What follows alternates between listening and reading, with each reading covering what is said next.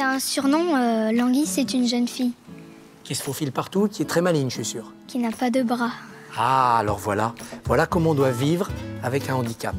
Alors Emma, je voudrais savoir ce que tu penses de Camille et Alice, de l'amitié en fait entre ces deux personnages. Moi, je trouve que c'est une belle amitié parce que tous les deux, ils sont courageux d'affronter les moqueries de Zach et tout ça ensemble. Alors, est-ce que tu peux nous raconter une anecdote ou un souvenir qui t'a marqué pendant ce jeu?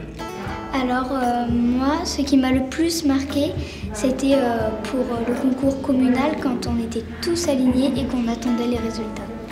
T'avais peur? Oui. Elle s'est glissée au premier rang sans qu'ils s'en aperçoivent.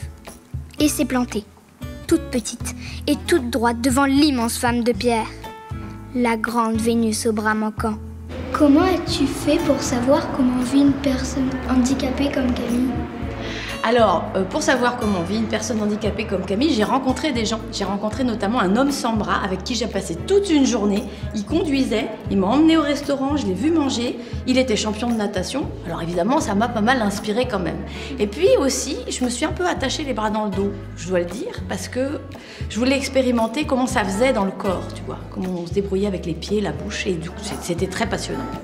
Où aimes-tu écrire?